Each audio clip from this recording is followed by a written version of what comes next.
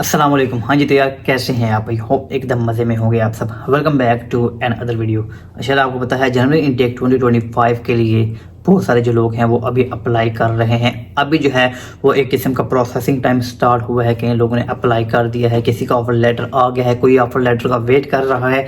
इसके अलावा अपनी कंडीशंस वगैरह पूरी करेंगे, अपना कैश लेटर मंगवाएंगे, फी वगैरह सबमिट करवाने के बाद फिर जो है वो आहिस्ता आहिस्ता अपनी बैंक स्टेटमेंट स्टार्ट कर देंगे। उसके बाद का जो प्रोसेस होगा वो हो गया वीज़ा प्रोसेस। वीज़ा उन्होंने फाइल करना है, उसके पूरे का पूरा जो है वो प्रोसेस होगा।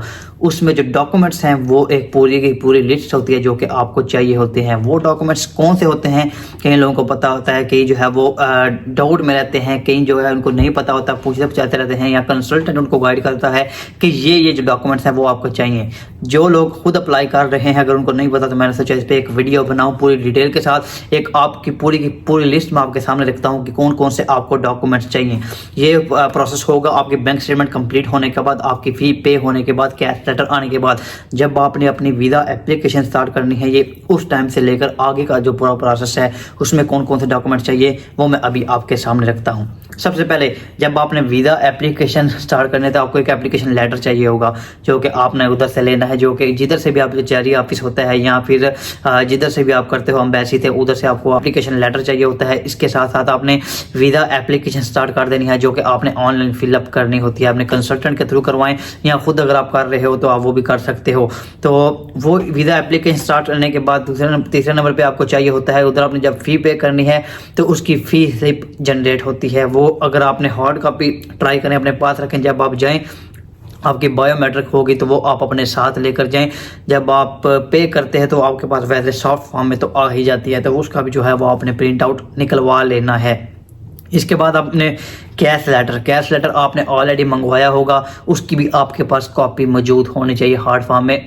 वो आपने अपने पास रखनी है। ये पूरी की पूरी जो लिस्ट होगी ये इसमें इंक्लूड होंगे। इसके बाद अगर बात करें all educational transcripts and degrees, अभी कुछ सीन ऐसे होता है कि कुछ लोगों ने जो है वो रिसेंट अपनी डिग्री कंप्लीट की होती है तो उनके पास डिग्री वगैरह नहीं होती, ट्रांसक्रिप्ट चलती है।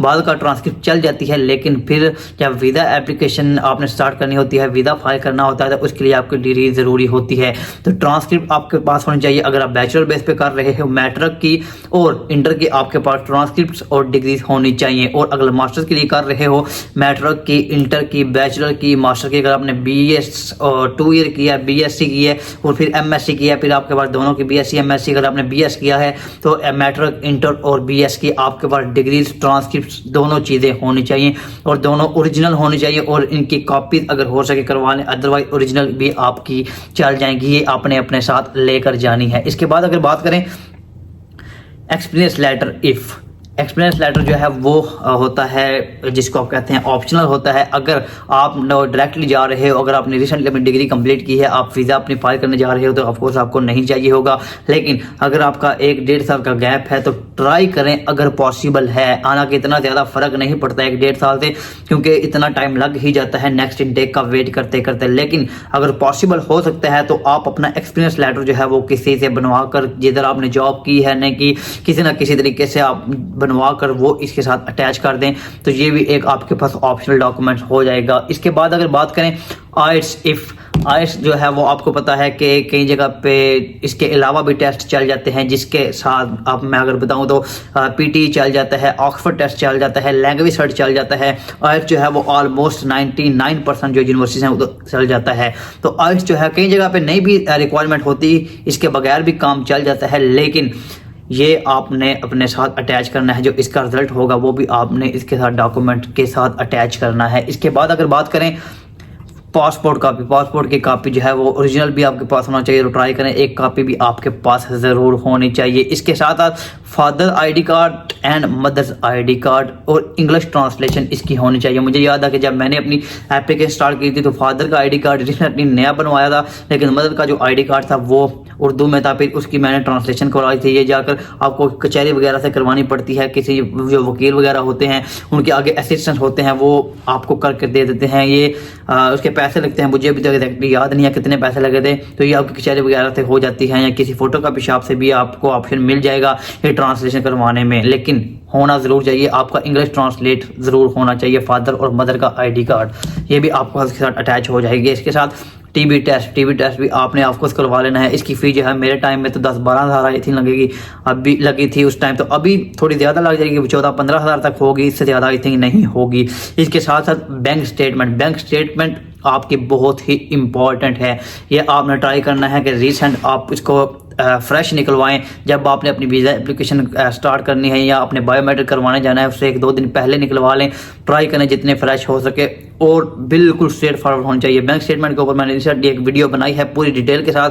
अगर आपको कोई कन्फ्यूजन है तो आप वीडियो जाकर देख सकते हैं। पूरी A to Z मैंने चीज़ें उसमें डिटेल में बताई हैं। उसमें मैंने ये फैक्टर भी बताए हैं कि किसकी वजह से जो है वो आपका वीज़ा रिजेक्ट हो सकता है, तो वो मिस्टेक्स आपने बिल्कुल भी नहीं करनी। तो अगर आप देखना चाहते हैं तो वो वीडियो आकर आप देख सकते हैं, लिंक जो है वो डिस्क्रिप्शन में आपको मिल जाएगा। इसके साथ साथ अकाउंट मेंटेनेंस लेटर, ये बैंक स्टेटमेंट के साथ साथ आपको लेटर चाहिए होता है जो कि आपको आपके बैंक से मिल जाता है। जिधर आपने अपनी स्टेटमेंट लिखवाई होती है उधर का एक आप लेटर निकलवाते हो, उसमें यही लिखा होता है कि ये जो है हमारे पास मेंबर है, इसकी इधर स्टेटमेंट पड़ी हुई है, इतनी स्टेटमेंट है, तो उसके नीचे जो साइन होते हैं उधर का मैनेजर होता है बैंक का, उसके नीचे साइन होता है। तो एक मेंटेनेंस लेटर आपको मिल जाता है।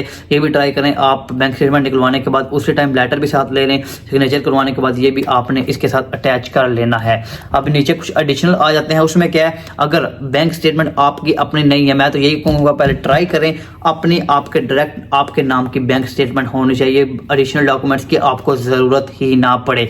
लेकिन अगर आपके फादर की बैंक स्टेटमेंट है तो उसके साथ साथ आपको 2-3 चीज़ें एक्स्ट्रा ऐड करनी पड़ेगी, जिसके साथ एफिडेविट ऑफ सपोर्ट, ये एफिडेविट आपको बनवाना पड़ेगा जो कि आपके फादर का नाम का होगा कि ये जो है मेरा बेटा, इसकी जो है बैंक स्टेटमेंट इस तरह अटैच करनी है। इसके साथ साथ आपका बर्थ सर्टिफिकेट जिससे प्रूफ हो, यानी आप उनके बेटे हो जिनकी आप बैंक स्टेटमेंट यूज़ कर रहे हो। इसके अलावा अगर आप करना चाहें तो FRC भी कर सकते हैं, फैमिली रजिस्ट्रेशन सर्टिफिकेट, ये आपने जो है इसके साथ अटैच करना है। तो ये कुछ एडिशनल हो जाएंगे। तो मैं फिर यही कहूँगा कि ट्राई करें, अगर आपकी अपने नाम की हो सकती है तो वो अपने जो है वो अटैच कर लें, आपको ये एडिशनल डॉक्यूमेंट अटैच नहीं करने पड़ेंगे। तो बैंक स्टेटमेंट फिर आज आपको मैंने बताया बहुत ही इंपॉर्टेंट है, ये बहुत ज़्यादा मैटर करते हैं। तो इसमें आपकी बिल्कुल भी किसी किस्म की मिस्टेक नहीं होनी चाहिए, इसमें किसी किस्म की भी गुंजाइश नहीं है कि आप में जो है वो थोड़ी बहुत इसमें गलती कर सको, पूरी होनी चाहिए, जैसी भी होनी चाहिए। मैंने बताया कि मैंने वीडियो बनाई है, आप जाकर वो देख सकते हो, आपके लिए बहुत ही ईजी हो जाएगी। तो ये कुछ डॉक्यूमेंट्स थे जो कि बहुत ही इंपॉर्टेंट थे, मैंने सोचा आपके साथ ज़रूर शेयर करूं। अगर फिर भी आपके जहन में किसी किस्म का कोई सवाल आता है, आप मुझे इंस्टाग्राम पे मैसेज कर सकते हो। इंस्टाग्राम की जो आईडी है वो डिस्क्रिप्शन में मेंशन है। आजकल थोड़ा टाइम नहीं मिल रहा मुझे रिप्लाई करने का, क्योंकि मैसेजेस बहुत ज़्यादा होते हैं, तो रिप्लाई करते करते एक स्पेशल टाइम मुझे उसके लिए निकालना पड़ता है, तो थोड़ी बहुत डिले हो सकती है, लेकिन मैं ट्राई करता हूँ सबको जो है वो उसका रिप्लाई दूँ। तो इंशाल्लाह मैं ट्राई करूँगा आपको एज सुन एज पॉसिबल उसका रिप्लाई दूँ। इसके अलावा वीडियो अच्छी लगे, वीडियो को लाइक लाजमी कीजिएगा। चैनल पर नहीं है तो चैनल को सब्सक्राइब करना मत भूलें। इंशाल्लाह मिलेंगे नई वीडियो के साथ, तब तक के लिए अल्लाह हाफिज़।